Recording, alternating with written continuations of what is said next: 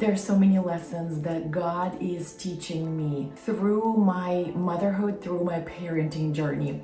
It is fascinating to me how every time, not every time, but oftentimes, when I say something to my children to correct them and to help them to learn certain things about life and relationships and the world around us, that is exactly the lesson that I need to learn. And I'm realizing that that is the thing that I am not good at. And so today I'm going to share just 3 lessons that this past week, things that have come out of my mouth, and then I was like, okay, need to apply it to myself, need to perfect it, because I thought that might be helpful and interesting for maybe you to listen in on a little bit of the private conversations that we have in our homes, and hopefully it is helpful for you in your parenting, motherhood, as well as the personal growth for you. Hello, my name is Yana, and I am a working mother and a wife. Working mother of 4 and a wife. I'm not a mother and a wife of 4. No, 4 children, lovely husband, and I do work as a wedding photographer. So life is busy, life is full. It feels like a lot. So on this channel, I share things that I am finding are helpful for me to have a better life, more peaceful, more successful, more prosperous in the best way possible, like the Bible says, peace and connection with God, as well as the organized home. Here, that's what I'm sharing on this channel, so that if you want to listen in on to what I'm going through and things that I have learned over like now a while, 12 years of motherhood, 15 years as a wife, as well as the 13 years as a, I have been working all the time, but specifically work from home, because I think it's also more challenging, less challenging in a way. 13 years in business running my wedding photography work. So that's what the channel is about. Let's go back now to the things that we have been talking this week. So number 1 thing that I am learning and understanding, as well as teaching my children, is that saying yucky things to people is never helpful. Somebody has done something bad to you, something terrible, something unfair, something unpleasant that is triggering you for obvious reasons. I believe that we are not, as human beings, we're not created for ugly things. And anything ugly offends us. And it makes us feel, oh, this is terrible. And the natural reaction for us, the fleshly, the sinful nature of a human being, is for us to get back at the person, and whatever they gave to us, we want to pay revenge, and hopefully even more than they gave it to us, so we can hurt them. And so what I am teaching my children, and I have realized myself, that saying something back bad is not necessary. This is not help, like zero help, no benefit, but probably just the negative effects for everybody, for you, for your heart and soul and mind, for your system as a human on this earth. Bad for you, as well as bad for whoever you did it to. Because number 1, and that's right, let's address the obvious right away, the thing that we hear around us. What if they have deserved it? It's like such a normal thing to say. They have deserved it, they should get it. Well, yes, if this is your view on life, correct, then you can do as you wish. I am bringing up my children according to the Bible. Old and New Testament both says that this is not a constructive way of life. And if you believe other things, it is, of course, your choice. I believe that Bible is the truth. And so if I am going to bring up my children this way and behave myself this way, it is going to be good for me first, as well as for the society as a whole. So even if somebody deserves to be spat on, to be kicked, to be whatever, as an individual, as a person, I'm not talking about government, like the different level of authority. I'm talking about individual level of responsibility, my level of response, and also caveat, I guess, something to say that if it's not criminal things do need to be addressed, but like person to person, small things. Here I'm talking about like normal everyday things. I'm not talking about extremes need their own measures of addressing. Here I'm talking about normal children things, as well as like normal human relationships. So I am trying to bring up my children according to the Bible, and what the Bible says is that do not pay evil for evil. And so the words, how does that come with the words? The life and death is at the power of the tongue. So I don't want myself or my children getting into the habit of quickly reacting to the evil with the evil words, saying something negative, because this is a responsibility that we carry. We do not want to be spreading evil and death with our words. The Bible also says that what is the tongue is unstoppable or uncontrollable evil. I did not look up the quotes. I'm going to put the verse here, but as I was preparing, that just came to my mind. The tongue is uncontrollable and unstoppable evil. And if the Bible says it, it does not mean that you should not try to control it. It tells us that the tongue is a terrible fire that sets everything on fire.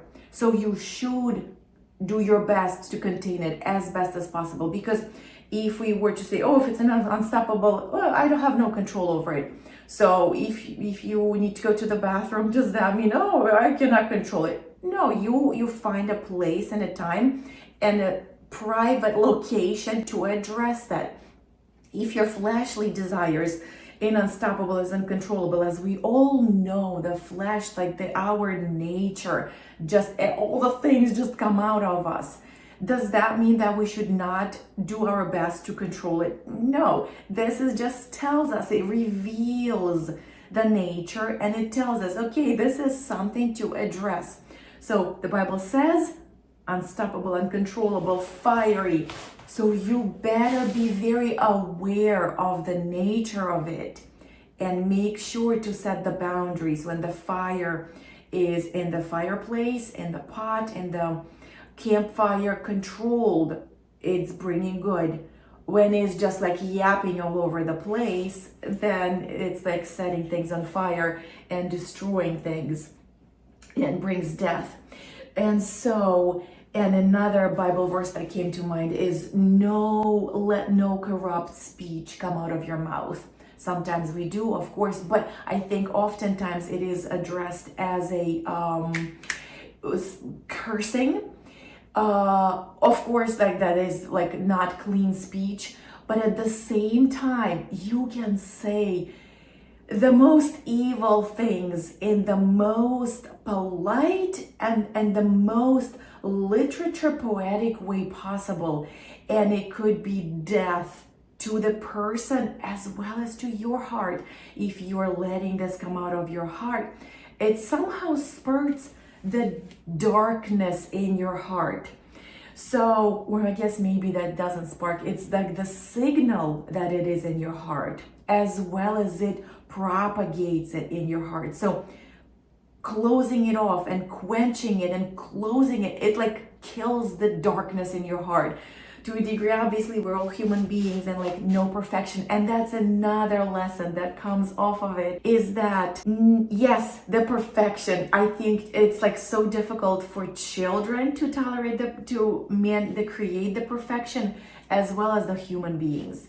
There is no perfect, and that's where Jesus comes in. You cannot be human being, you cannot be perfect human being on your own, no matter how much you try.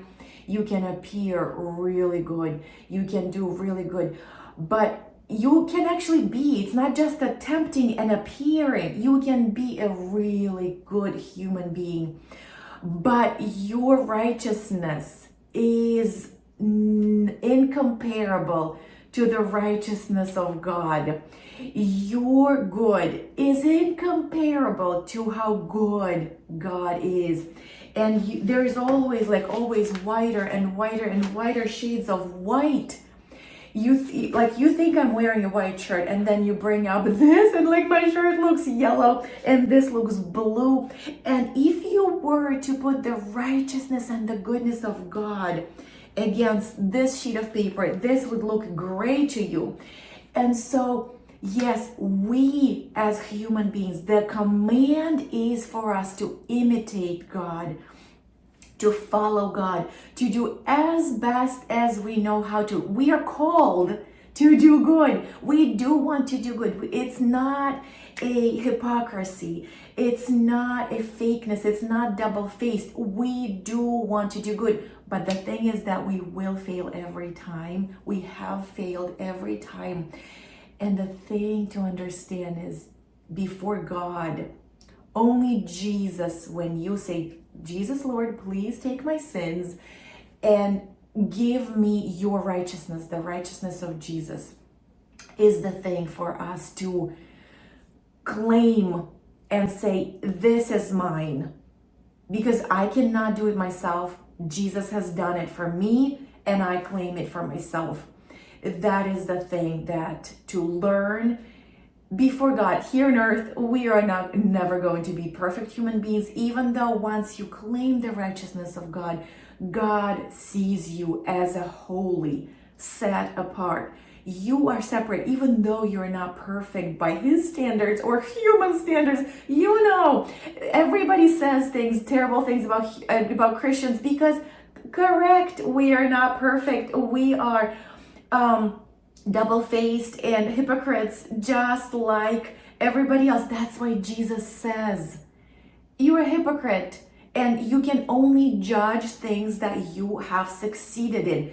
And Christians are succeeding in a lot of the things, like the sin. We are trying to cleanse ourselves from the sins of the world. And so we are better at certain things than other people. So it appears that we can be judgmental.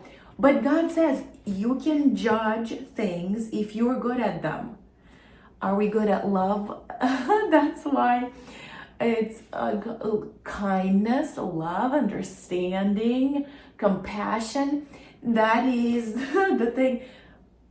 That's why I'm asking for God to give me the heart of Jesus, because Jesus is very good at love and compassion, but he's also very good at telling people to leave the sin behind and to sin no more. Everybody is on their own journey. Everybody is getting to know Jesus at their own pace. And that is all. So that is the lesson that I'm teaching my children, is that human perfection is not possible. You do need to strive to be perfect. And when you fail, you know that Jesus covered it all and it is okay. But let's loop this back. Then we stand up again. The righteous falls 7 times and gets up, 7 or 3, whichever one. The righteous falls and gets up. Jesus, forgive me, and keep going. But always striving for perfection, knowing that only Jesus fills it into our perfection. And the lesson number 3, super practical. My favorite is doing laundry as a family. Obviously, the kids do put the laundry in the laundry baskets as they go, as best as they can. Sometimes they fail, and I remind them, laundry goes into the laundry basket. And then I do the laundry. Then my oldest children, 12 and 9, they do know how to clean the filter in the dryer because I showed it to them. And then they know how to switch the clean laundry into the dryer and turn on the dryer onto the appropriate settings. They know the settings to turn it on. And then once the laundry is done, me and the children, my husband is not required to do it. If he wants to be part of the process, he comes. If he doesn't, no. But because I have 4 children and myself, I almost feel like I do not need help with that, because what I do is I dump I do 2 loads of laundry a day because we are a big family, and I wash our towels often, and I wash our bedding often. And so 2 loads of laundry most of the days. Obviously, I'm a wedding photographer, so when it's a wedding day, 1 day or 2 days in a row, David, come to mama. Sometimes I do skip 2 to 3 days of laundry, but regularly I do my best. David, come to mama. I forgot the microphone, baby. I forgot the microphone. Hopefully the sound is okay. I'm in the kitchen. It might be echoing. Anyways, I apologize. And so I took those 2 baskets of laundry. I dump it in the kids' room. Kids' room is nice and big. So I would say the biggest space that is convenient and clean on the floor.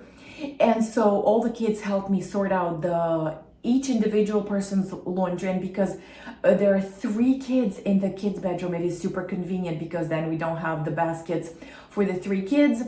And then we only have a couple baskets for whichever places that they need to go. And so it's done so quickly. The kids just like know whose clothes that is. They put it, throw it in the basket or in the pile, whoever closet or like the dressers is there. And then that is done. And then the kids put away their clothes right away. I put the clothes for baby every 3.5. Everybody else just turned 6, 9, and 12-year-olds. They put their clothes all away by themselves. And it has elevated so much of my stress, but also the reason why I even did it was because I was noticing that my children would throw their clothes. They would put on the clothes for like a minute or so and then change it for whatever reason. And then they would throw it to the floor or dirty laundry. And then I'm like, okay, excuse me, I am washing clean clothes. And then I have to sort it and put it away again. So I wanted to inflict a little bit of pain, a little bit of responsibility, a little bit of natural consequences for them to understand what laundry is. And I was like, okay, I do not need to do this all by myself. This is your clothes. Help me out, not help me out. You can take care of your clothes. I think moms are not so good at like giving off the tasks because we think we're so good at doing them that we need to do it so that the household is as perfect as it can be. And the thing is that letting other family members be in charge of their own life as much as possible, appropriate for their age, is super important because it's not they're helping me, it's I am teaching them to be responsible and to growing into normal functioning adults. And so that's when I was like, okay, they need to understand that if they throw clean clothes on the floor that will end up in the laundry, they will be the ones doing it again, pulling it out, switching it, pulling it out, sorting it out, and then putting it again away to their laundry, which I think sometimes systems comes out of the frustration, but also that is the proper way to create systems. If you see the frustration in the family, frustration in you, this is the signal, the pain.